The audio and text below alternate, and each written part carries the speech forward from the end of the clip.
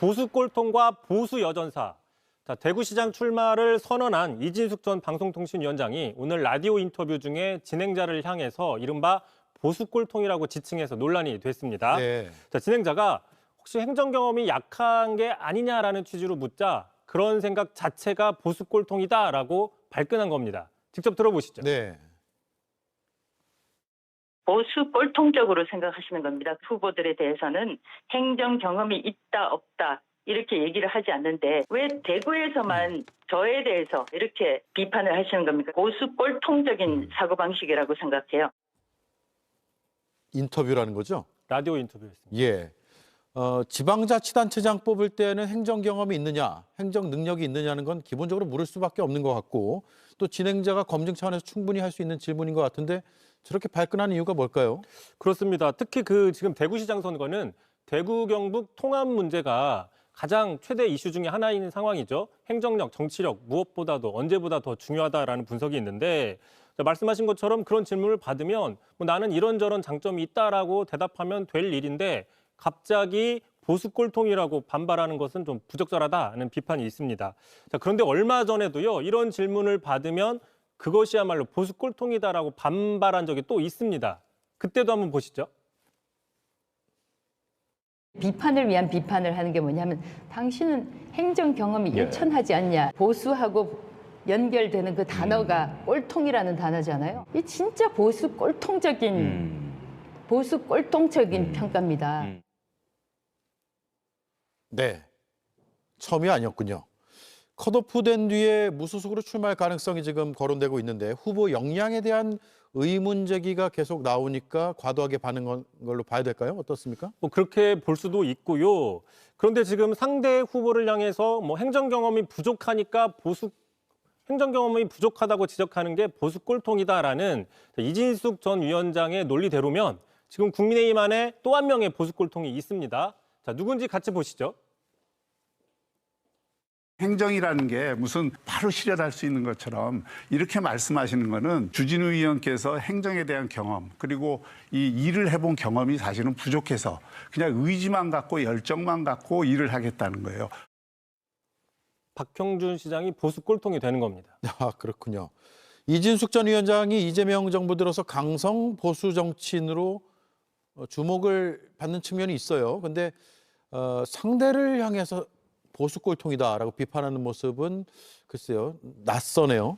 그렇습니다. 말씀하신 것처럼 이진숙 전 위원장은 윤어게인 세력들로부터 그 보수의 여전사라는 평가를 받았죠. 급부상했습니다. 이 여세를 몰아서 대구시장 선거에 도전을 한 건데 하지만 지금 컷오프된 이후에도 출마 의지를 굽히지 않자 지금은 배신자라는 평가를 받고 있다 이렇게 하소연을 하기도 했습니다. 자, 그런데 이 보수 꼴통이라는 그 상대방에 대한 비판한 이진숙 전 위원장, 정작 윤어게인이 맞냐라는 질문에 대해서는 사상의 자유를 가져야 된다라며 즉답을 피했습니다. 자, 윤어게인이야말로 어떤 겁니까? 윤어게인이야말로 보수를 망치는 이른바 극우 꼴통이라는 비판이 있는 것이죠. 정작 날석에 비판해야 되는 윤어게인에 대해서는 별다른 얘기를 하지 않고 애꿎은 라디오 진행자를 향해서 화풀이라는 게 아니냐라는 비판이 있습니다.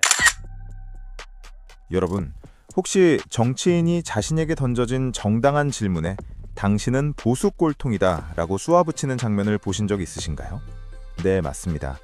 최근 대구시장 출마를 선언한 이진숙 전 방송통신위원장이 라디오 인터뷰 중에 진행자를 향해 정확히 이런 말을 던졌습니다.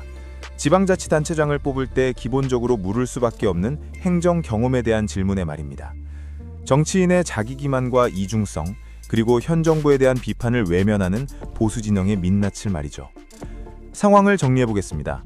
라디오 진행자는 이진숙 전 위원장에게 혹시 행정 경험이 약하지 않겠냐는 검증 질문을 던졌습니다. 평범한 질문이죠. 그런데 이진숙 전 위원장은 갑자기 발끈하며 이런 생각 자체가 보수 꼴통이다 라고 반박했습니다.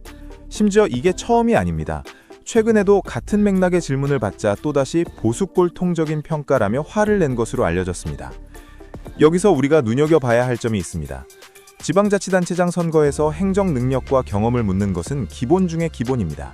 특히 대구시장 선거는 대구 경북 통합이라는 역사적 과제를 안고 있는데 이런 상황에서 행정력과 정치력은 그 어느 때보다 중요합니다. 정당한 검증을 받고 싶지 않다면 차라리 자신의 장점과 비전을 설득력 있게 설명하면 되는 일입니다. 그런데 비판 자체를 보수 꼴통이라고 낙인 찍는 것은 어떻게 봐야 할까요? 흥미롭게도 이진숙 전 위원장은 보수의 여전사라는 평가를 받으며 윤석열 정부 초기에 강성 보수 정치인으로 주목받았습니다. 하지만 대선 컷오프 이후 무소속으로 출마하겠다는 의지를 꺾지 않자 보수 진영으로부터 배신자라는 낙인이 찍혔죠. 이는 마치 1987년 민주화 운동 이후 진보 진영이 분열되고 도태되었던 상황과도 닮아 있습니다. 기존 진영의 논리에서 벗어나면 즉각적으로 적으로 취급하는 정치 문화 말입니다.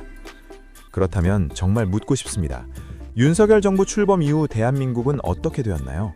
검경 수사권 논쟁, 언론 통제 논란, 그리고 치안 수장 교체 사태까지.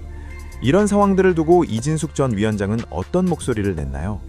하지만 인터뷰에서 윤석열 대통령이 맞냐는 질문에는 사상의 자유를 가져야 한다며 답변을 회피했습니다. 정작 비판해야 할 대상에는 침묵하면서 자신을 검증하는 진행자에게만 화풀이를 하는 모습입니다. 역사적으로 보면 이런 현상은 낡은 정치 권력이 새로운 도전자 앞에서 보이는 전형적인 패턴입니다.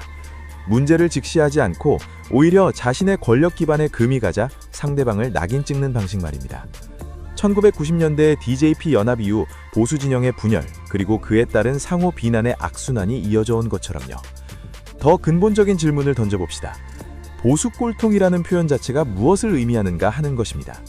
이진숙 전 위원장의 논리대로라면 행정 경험의 중요성을 지적하는 것이 보수 꼴통이라는 뜻입니다. 그렇다면 박형준 부산시장이 같은 맥락에서 다른 후보자를 비판할 때도 그것은 보수 꼴통이 되는 건가요? 결국 자신에게 불리한 질문은 모두 공격으로 받아들이겠다는 의미 아닐까요? 이것은 보수 진영의 더 큰 문제를 드러냅니다.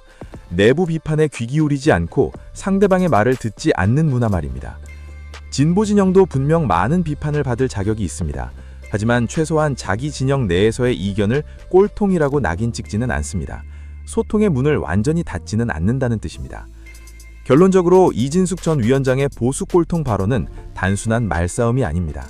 내부 비판마저 외면하려는 보수 진영의 자기 기만을 보여주는 사건입니다. 정치인은 지적받을 준비가 되어 있어야 합니다. 특히 민주주의 사회에선 더욱 그렇습니다. 국민 앞에서 자신의 비전을 설득력 있게 설명하는 것, 그것이 진정한 정치인의 자세 아닐까요? 구독과 좋아요로 우리 정치를 바로 세우는 힘을 보태주십시오. 시청해주셔서 감사합니다. 진실의 힘을 믿습니다. 정치공장이었습니다. 감사합니다.